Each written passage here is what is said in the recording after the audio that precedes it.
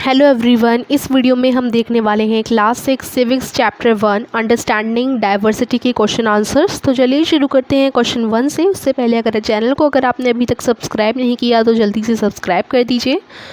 तो यहाँ पर आपको लिस्ट बनानी है डिफरेंट फेस्टिवल की जो हमारी लोकेलिटी में सेलिब्रेट किए जाते हैं, और which of these celebration are shared by members of different regional and religious communities, आपको ये बताना है। तो देखिए यहाँ पर बहुत सारे सेलिब्रेशंस होते हैं, फेस्टिवल्स बनाए जाते हैं और अलग अलग रिलीजियस कम्युनिटीज़ के द्वारा बनाए जाते हैं। तो यहाँ पर आप आंसर लिख सकते हो इस तरीके से। India is a colourful country where people of all religious backgrounds live harmoniously. People of different religions celebrate their festival throughout the year.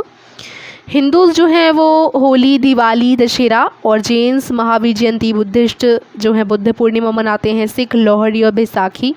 Hindus north India में मकर संक्रांति बनाते हैं, south Indians Pongal same day बनाते हैं, north east में people Bihu बनाते हैं उसी दिन, और सिख उसी same day Baisakhi. Republic day, independence day और गांधी जयंती ये नेशनल फेस्टिवल हैं और इसे हर कम्युनिटी के लोग बनाते हैं। तो इस तरीके से आप आंसर लिख देना।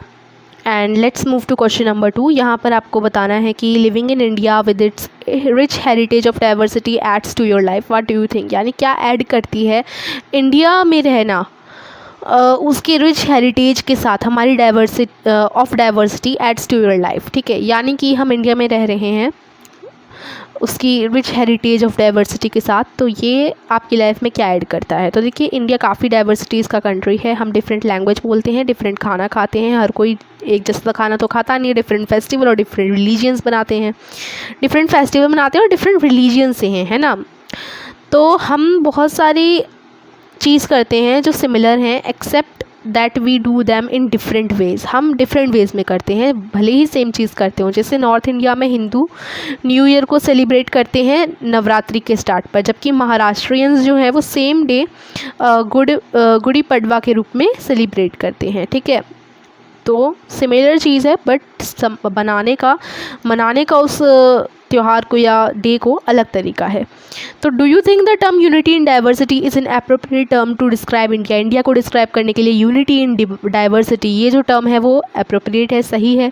नेहरू जी हैं जो हैं वो क्या कहना चाह रहे थे about Indian unity in the sentence जो कि यहाँ दे रखा है यूनिटी इन डाइवर्सिटी, इससे वो क्या बताना चाह रहे हैं इंडिया के बारे में, आपको बताना है। तो देखिए आप लिख सकते हैं यस इन माय ओपिनियन, ये वाला जो टर्म है यूनिटी इन डाइवर्सिटी ये सही है इंडिया को डिस्क्राइब करने के लिए। इंडिया में डाइवर्सिटी है, उसे हमेशा उसकी स्ट्रेंथ के रूप में जो है शो किया गया है, रिकॉग्नाइज़ किया गया है। फ्रीडम मूवमेंट्स के दौरान अलग अलग culture, religion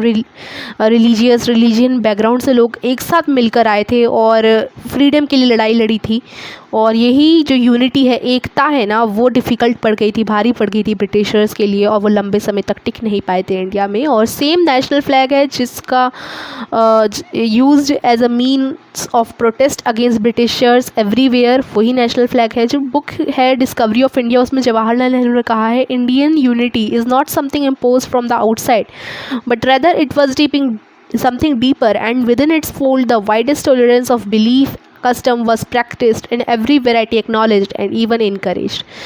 Therefore, despite having geographical, language and cultural differences, people of India are living in peace with respect of each other traditions and with unity. देखिए बहुत सारे अलग अलग अंतर हैं। हम लोग हमारी इंडिया जो है डाइवर्सिटी वाला देश है, और यहाँ पर इंडिया में इतनी विभिन्नता होने के बाद भी अलग अलग लोग हैं, अलग अलग रिलीजन से हैं, है ना। कोई हिंदू है तो कोई कुछ और उसका रिलीजन है, एंड वो अलग अलग फेस्टिवल मनाते हैं। फिर भी वो हम सब अलग अलग हैं, लेकिन फिर भी हम एक साथ पीस के साथ, शांति के साथ, एक दूसरे को सम्मान देते हुए, एक दूसरे के ट्रेडिशन को, कल्चर को सम्मान देते हुए एकता के साथ रहते हैं।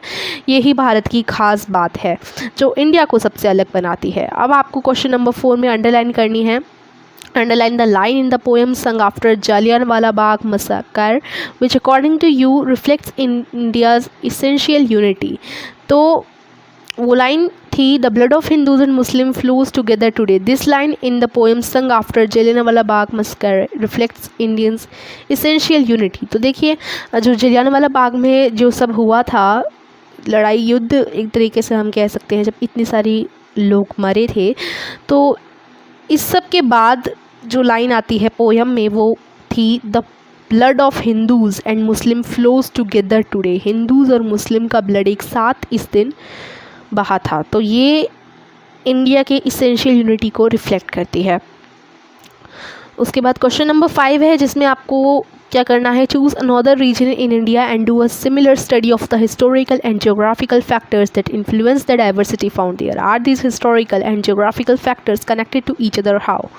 अब आपको कोई डिफरेंट रीजन लेने हैं इंडिया के, जैसे एक जगह हमने लद्दाख ले लिया, एक जगह हमने राजस्थान ले लिया, तो उसके बाद उनकी आपको हिस्टोरिकल और जियोग्राफिकल फैक्टर्स पढ़ने हैं और उन्हें लिखना है, और फिर आपको बताना है कि जो हिस्टोरिकल और जियोग्राफिकल फैक्टर्स आपने लिखे वो क्या दोनों जगह के एक दूसरे से कनेक्टेड हैं, कैसे कनेक्टेड हैं। तो सबसे पहले रीजन हमने लद्दाख लिया, उसके जियोग्राफिकल फीचर ये हैं कि लद्दाख डेजर्ट है माउंटेन्स में, और eastern part of Jammu and Kashmir में है। वेरी लिटिल एग्रीकल्चर पॉसिबल है उधर, इसलिए यहाँ पर कोई बारिश नहीं होती और ये स्नो से ही घिरा रहता है, एंड बहुत कम पेड़ हैं, और पानी पीने के लिए लोग जो है मेल्टिंग स्नो समर मंथ जब आते हैं, जब जो स्नो मेल्ट करती है उसी पर डिपेंड रहते हैं। हिस्टोरिकल फीचर्स ये हैं कि लद्दाख एक गुड ट्रेड रूट है और उसमें काफ़ी सारे पासेस हैं through which caravans travel to what is today called Tibet, and these caravan carry textile spices, raw silk and carpet.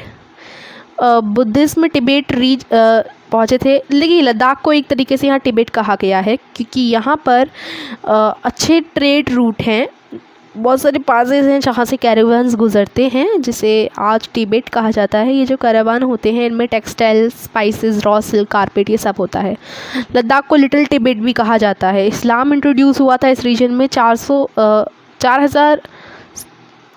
More than 400 years ago, या 400 साल पहले। Ladakh has very rich oral tradition of songs and poems का काफ़ी rich oral tradition है लद्दाख में।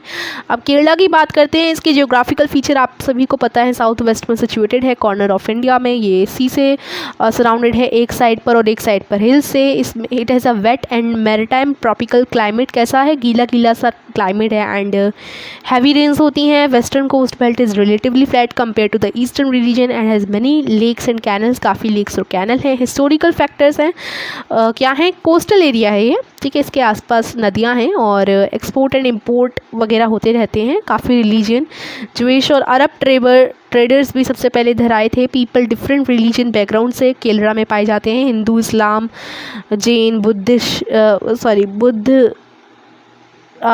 इसमें Hinduism, इस्लाम, जुदाइज्म, Buddhism, Christianity, इन सब की बात की गई है।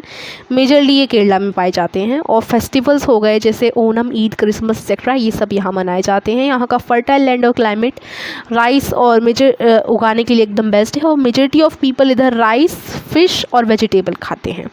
तो अब क्या इनमें सिमिलरिटीज़ हैं लद्दाख और केरला के जियोग्राफिकल एंड हिस्टोरिकल फीचर्स में? तो देखिए, तो though Ladakh and Kerala are located in extreme different location and have different historical and geographical influences altogether, but both the places have similar religious practices and people of different religion live peacefully। देखिए, एक बात same है, लद्दाख और केरला भले ही अलग अलग जगह located हों, अलग अलग लोकेशन हो इधर की और डिफरेंट हिस्टोरिकल और जियोग्राफिकल फीचर्स हों, लेकिन दोनों ही जगह अलग अलग रिलीजन के लोग रहते हैं। हिंदू, मुस्लिम, सिख, ईसाई, मतलब सारे अलग अलग रिलीजन के लोग रहते हैं, फिर भी शांतिपूर्वक रहते हैं।